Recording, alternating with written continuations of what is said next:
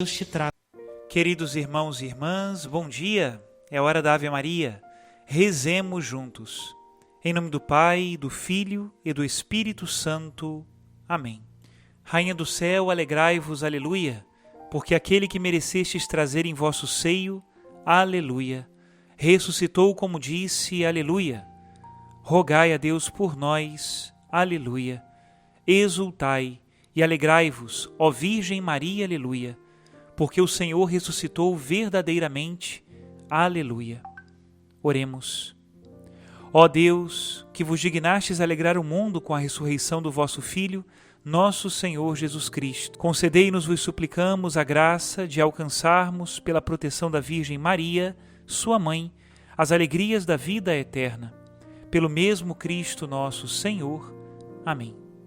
Glória ao Pai, ao Filho e ao Espírito Santo, como era no princípio, agora e sempre. Amém. Queridos irmãos e irmãs, nesta semana estamos lendo o discurso do Pão da Vida de nosso Senhor Jesus Cristo, e eu me lembrava das homilias que nós fizemos no ano passado sobre esse tema que está dentro do ano B, quando nós meditamos o Evangelho de São Marcos. Sempre se separa alguns domingos para o discurso do Pão da Vida que está no Evangelho de São João. E eu resgatei então uma das homilias daquela sessão de homilias, e eu penso que muito nos ajudará a recordar e a meditar sobre esse grande mistério de amor que é a Eucaristia em nossa vida. Rezo a Deus e peço que seja de utilidade para nós. Escutemos. Queridos irmãos e irmãs, eu acho que eu fiz um teste agora com a comentarista, né? Que eu lia mais, não é isso? É porque o que acontece, tadinha, no primeiro dia dela, né?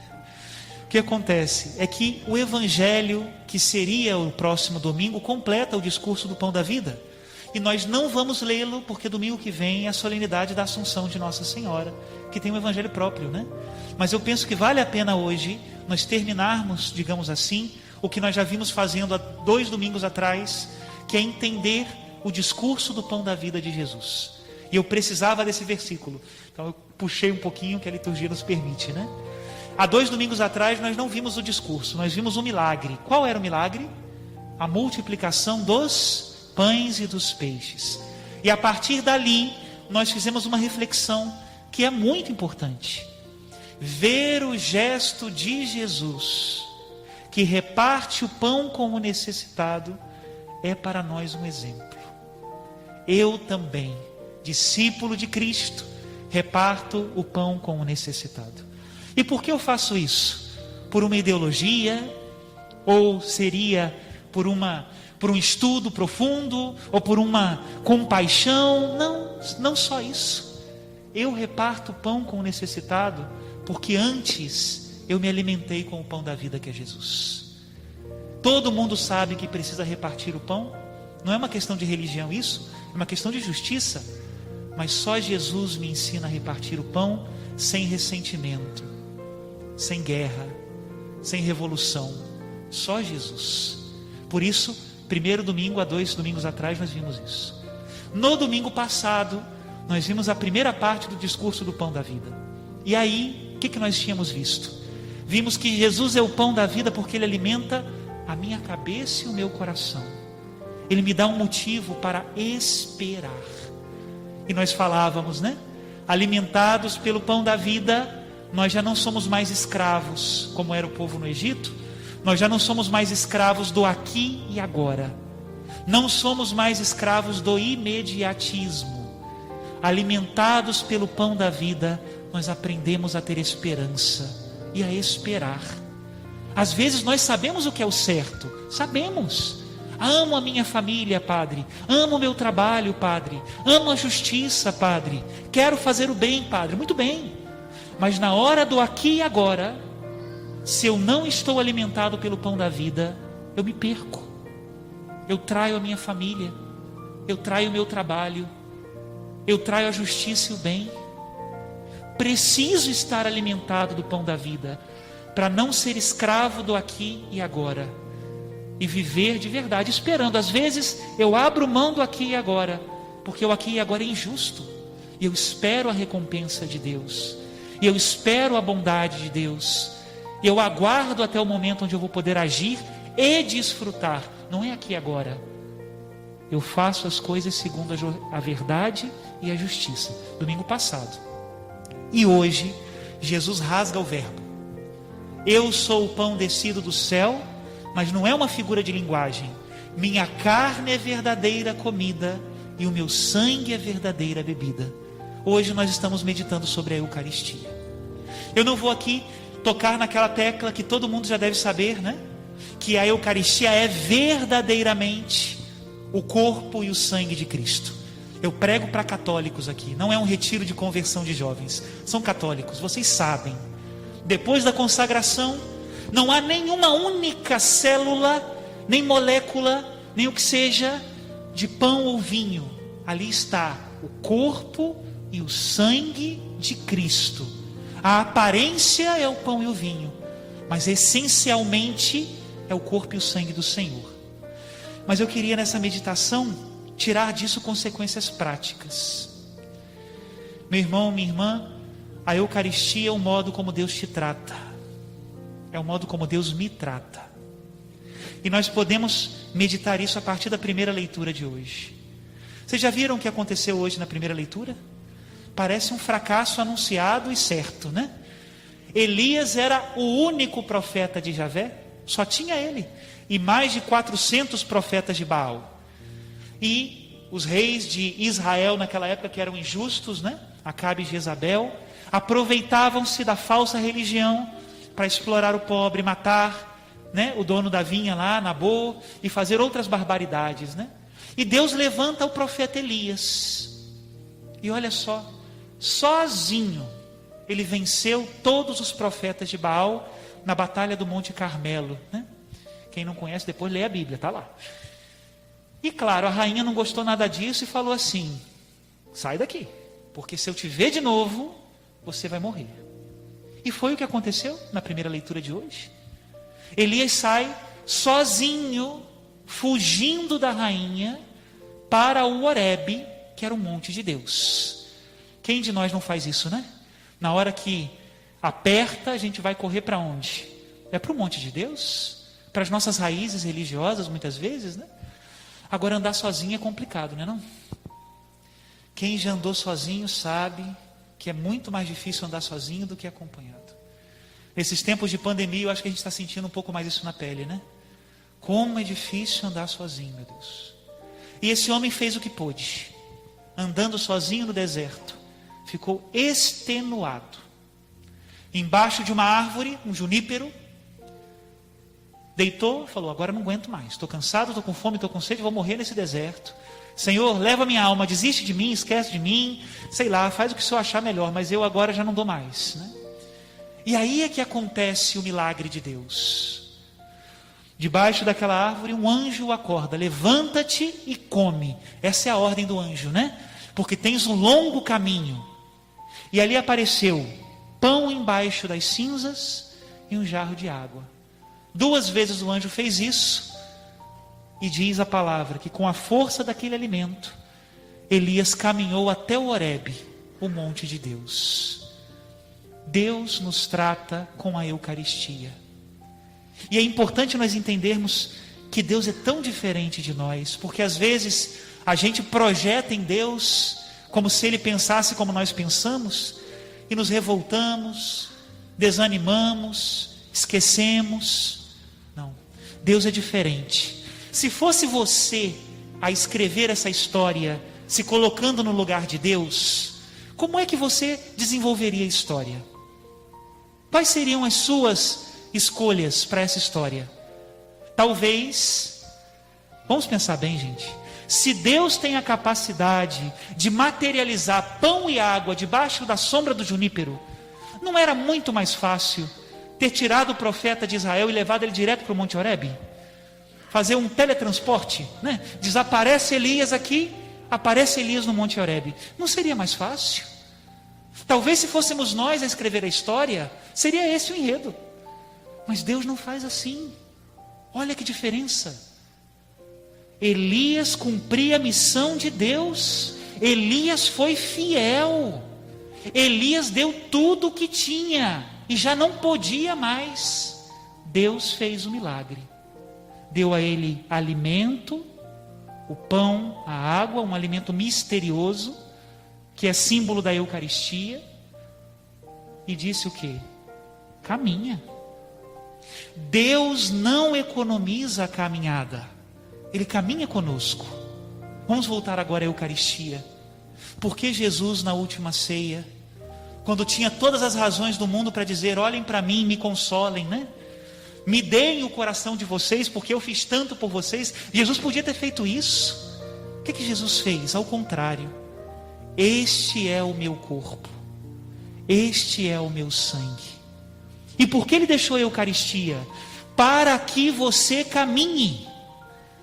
Tantas vezes nós nos revoltamos com Deus, falando: pô, meu Deus, por que o Senhor não tira isso da minha vida? Por que o Senhor não me tira esse sofrimento? Por que o Senhor não tira essa minha angústia? Por que o Senhor não tira esse meu entrave?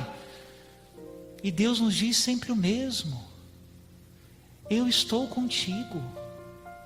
Deus não nos dá uma solução de desencargo de consciência. Resolva o seu problema e não me procure nunca mais. Como muitas vezes nós fazemos com os nossos irmãos de rua, por exemplo.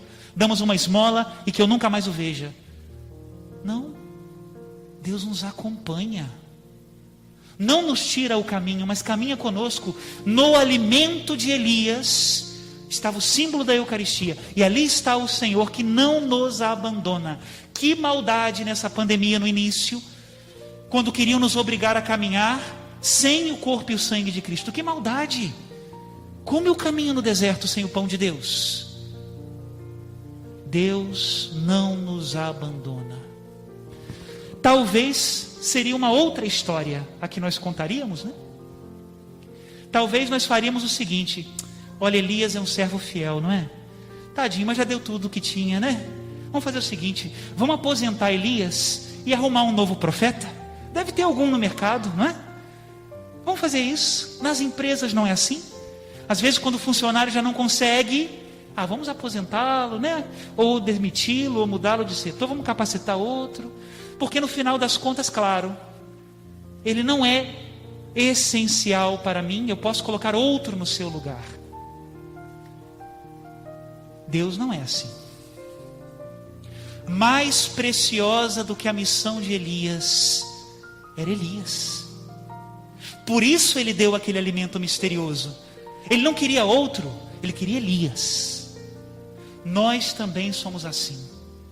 Talvez você possa dizer a Deus algumas vezes isso, né? Senhor, esquece de mim, olha para o lado, né? Chama outro. É você. Senhor, a minha missão está pesada, consegue outro aqui para trocar, né? É você. O Papa Francisco fala tanto da cultura do descartável, né? Ela já entrou no nosso coração. Não é verdade que quando acontece um problema na sua família, qual é o primeiro pensamento que vem na sua cabeça? Não é o pensamento de descartar? Vou trocar de marido. Como se tivesse muito assim no mercado, né? Vou trocar de esposa, como se fosse uma jaqueta, né? Não. Descartar não é a resposta. A resposta é assumir, é caminhar, é o que Deus faz conosco. Deus não aposenta os seus profetas, está com ele até o final. Deus não te aposenta como filho. É bonito nós pensarmos que Deus nos chama de filhos e nós o chamamos de pai, porque disso não tem jeito de fugir. Acontece, e é uma desgraça, infelizmente, um divórcio, por exemplo. Vamos repartir os bens, mas se tem um filho só não dá para partir no meio, né? Nem se tem dois dá para partir, porque ali estão os dois num. É o sinal do amor de um homem e de uma mulher. O fruto do seu amor é único, não dá para partir no meio. Assim é Deus conosco. O dia que você pensar assim: Deus esqueceu de mim, Deus não olha mais para mim, Ele não me perdoará, porque o meu pecado é grande demais. Lembra disso, Deus não pode te partir ao meio. Ele continua te assumindo, e Ele está na Eucaristia. Teria alguma coisa mais forte de amor do que dizer: eu te dou a minha carne e eu te dou o meu sangue? Existe algo mais que eu posso dar de mais íntimo, de mais forte? pois isso é o Filho, pois assim somos nós. Naquele momento mais difícil da nossa vida, quem está conosco? É Deus. Nunca nos abandona, não nos economiza o caminho, caminha conosco, não nos dispensa, não nos descarta, nos assume. E essa é a maravilha da Eucaristia. Que tristeza quando nas missas as pessoas dão pouco valor à Eucaristia, comungam de qualquer maneira. Que triste. Ali está o que há de mais íntimo do coração de Jesus, é o seu próprio coração, ele em pessoa, corpo, sangue, alma e divindade. Minha carne é verdadeira comida, meu sangue é verdadeira bebida. E como nós cantamos hoje no Salmo, provai e vede quão suave é o Senhor. Se você não fizer a experiência dessa suavidade, você vai estar sempre querendo tirar férias de Deus. Provai e vede quão suave é o Senhor. Ele te quer aqui, você é filho, filha dele. Louvado seja nosso Senhor Jesus Cristo.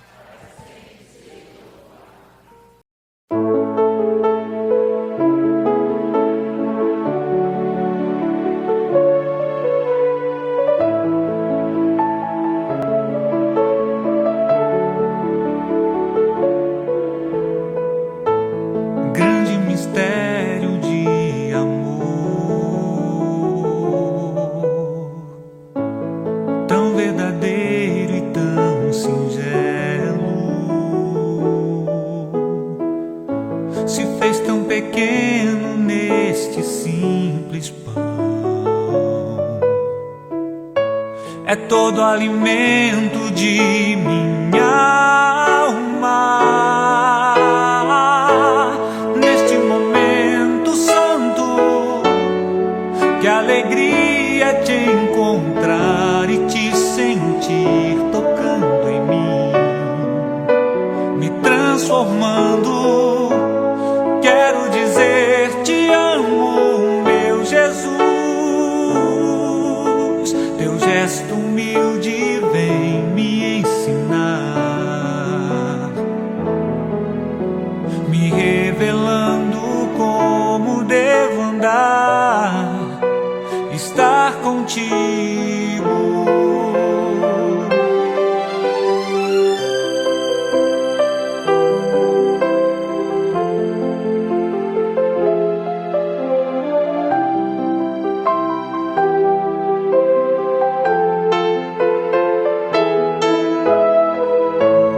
Neste momento santo, que alegria te encontrar e te sentir tocando em mim, me transformando. Quero dizer te amo, meu Jesus. Teu gesto humilde vem me ensinar, me revelando como devo andar, estar contigo.